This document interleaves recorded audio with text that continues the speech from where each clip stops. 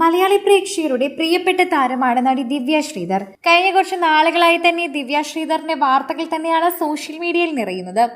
പ്രേക്ഷകരുടെ പ്രീതി പിടിച്ചു പറ്റുന്ന രീതിയിൽ തന്നെയാണ് ദിവ്യയുടെ വാർത്തകൾ പുറത്തു വരുന്നതും.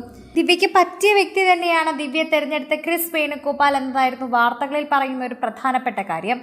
സോഷ്യൽ മീഡിയയിൽ നിറഞ്ഞു നിൽക്കുന്ന ക്രിസിന്റെ വാർത്തകൾ പ്രേക്ഷകരെല്ലാവരും ഏറ്റെടുക്കാറുണ്ട്. ക്രിസിനും സോഷ്യൽ മീഡിയ ഉപയോഗിക്കുന്ന എല്ലാവർക്കും വളരെയധികം സുപരിചിതമായ ഇവരുടെ വിവാഹ വാർത്തയ്ക്ക് ശേഷം ഇതാ ഒരു അഭിമുഖത്തിൽ വെച്ച് ദിവ്യയുടെ വാക്കുകളാണ് ദിവ്യ പറയുന്നത്. വളരെയധികം നീളമുള്ള താടിയുള്ള വ്യക്തിയാണ് ക്രിസ് വേണുഗോപാൽ. എന്നാൽ ഈ താടി പലപ്പോഴും ബുദ്ധിമുട്ടായി മാറാറുണ്ടെന്നാണ് ഇപ്പോൾ ക്രിസിന്റെ മുന്നിൽ വെച്ച് ദിവ്യ പറഞ്ഞിരിക്കുന്നത്. ഞാൻ ഇടയ്ക്കിടയ്ക്ക് ഏട്ടന്റെ താടി ഇങ്ങനെ മടക്കി വെച്ചു കൊടുക്കും, എങ്ങനെയാണ് ലുക്കെന്നൊക്കെ അറിയാൻ.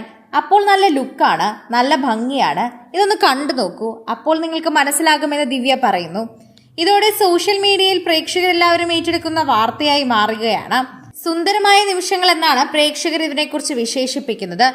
സുന്ദരമായി ജീവിക്കുമ്പോൾ മാത്രമാണ് ഇത്തരത്തിൽ സ്നേഹമുണ്ടാവുക. ജീവിതം സുന്ദരമാക്കുന്നത് ജീവിതത്തിലെ എല്ലാവർക്കും അത് സാധിക്കുന്നില്ല എന്നതാണ് സത്യം. ഭാര്യ ഭർത്താക്കന്മാർ പോലും മസല പിടിച്ച് ജീവിക്കുന്ന ഈ കാലഘട്ടത്ത് ഇവരായി സുന്ദരമായി ജീവിക്കാൻ ശ്രമിക്കുമ്പോൾ ചിലർ അസ്വസ്ഥത ഉണ്ടാകുന്ന സ്വാഭാവികമാണ്. പക്ഷേ അതൊന്നും അവരെ ബാധിക്കുന്ന പ്രശ്നമേ അല്ല എന്ന് ഈ ദമ്പതികൾ തന്നെ പറയുന്നു. തങ്ങൾ കല്യാണം കഴിച്ചത് വൈറലായി, അതുകൊണ്ട് എയർലായി, അത്രയേ ഉള്ളൂ എന്നാണ് ക്രിസും ദിവ്യയും പറയുന്നത്. സോഷ്യൽ മീഡിയയിൽ നിറഞ്ഞു നിൽക്കുകയാണ് ഇവരുടെ വാർത്ത. ഇത്രയും മതി താടി, കുറച്ച് വെട്ടിക്കള, ദിവ്യ പറയുന്നതാണ് ശരി, ദിവ്യയ്ക്കത് ഇഷ്ടമില്ലെങ്കിൽ ക്രിസ് അങ്ങനെ ചെയ്യൂ, അതന്നെയല്ലേ നല്ലത്. സോഷ്യൽ മീഡിയയിൽ തന്നെ ഇപ്പോൾ എല്ലാവരും വൈറലാകുന്ന വാർത്തകൾ ഏറ്റെടുക്കുകയാണ്. ക്രിസിനോട് വളരെയധികം ഇഷ്ടമുള്ള ആരാധകർ തന്നെയാണ് ഇത് പറയുന്നത്.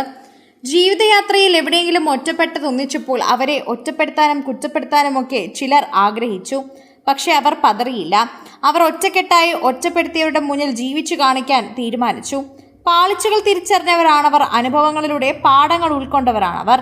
യഥാർത്ഥ പ്രണയം സ്നേഹിച്ചു തീർക്കാൻ കുറച്ച് വൈകിപ്പോയി, അതങ്ങനെ ഒരു തെറ്റാകുന്നതില്ല. എവിടെയാണ് ബന്ധങ്ങൾക്ക് വീഴ്ച പറ്റുന്നത്, എവിടെയാണ് പലരും തോറ്റുപോകുന്നത്, എങ്ങനെ ഒരു ബന്ധം രണ്ടുപേരുടെ എഫേർട്ട് കൊണ്ട് കൂടുതൽ സുന്ദരമാക്കും. ഒരിക്കൽ തോറ്റുപോയെന്ന് കരുതി വീണ്ടും നല്ലൊരു ദാമ്പത്യം ഉണ്ടാകില്ല. എന്ത് ചിന്തിക്കേണ്ടതുണ്ടോ എന്ന് പറയുന്നതാണ് സത്യം.